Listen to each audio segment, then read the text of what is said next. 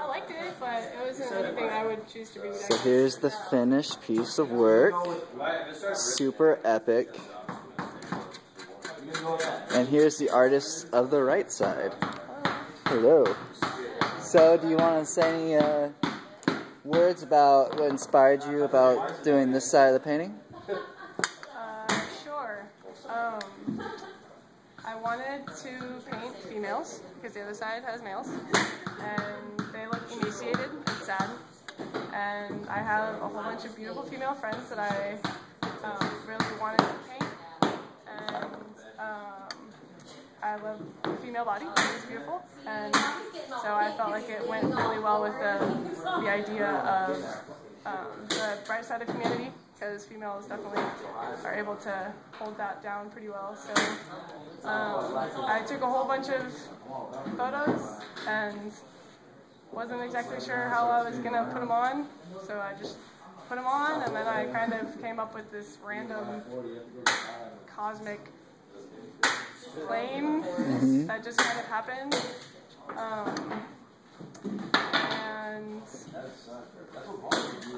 Yeah, I don't usually paint with green, so that was kind of interesting, and I guess it worked out really well.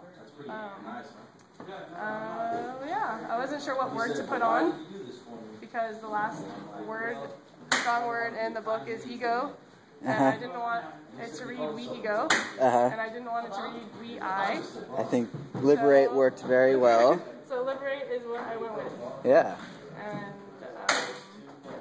And before I put the gold on the sun, my painting professor got really close to it, and he said it was nauseating, which I thought was pretty awesome, because you're not supposed to look at the sun anyway, so I thought I was very successful. And then I put the gold on it, so now it's... So what do you say was nauseating? So I used this really awesome gold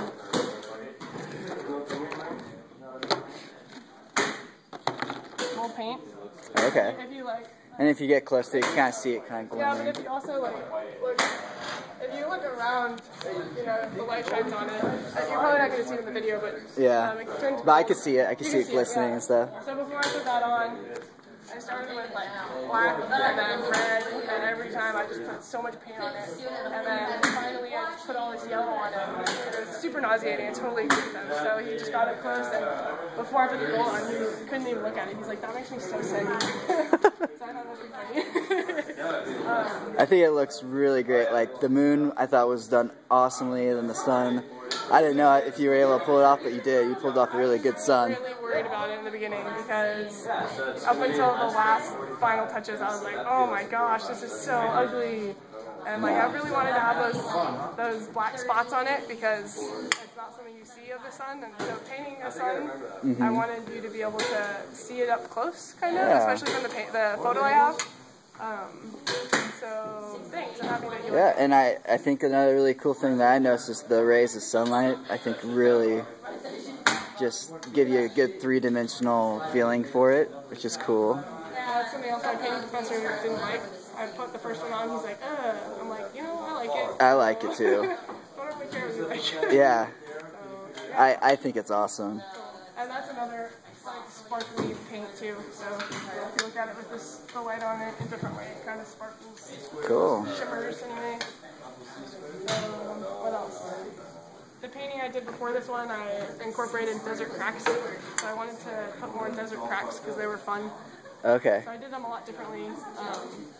But I like the shape of it. Like the design is really fun to make because it's just so organic. It's a really fun process because there's not much thought behind it. You just kind of like, it's super tedious though because you have to do so many of them. Yeah. But you need to make them fit together properly. But at the same time, the shapes need to be super random to reflect reality. I'm gonna take a so that was fun. Yeah. Cool. Yeah. I could go on, but good job. That's enough for now. Yeah. Good job.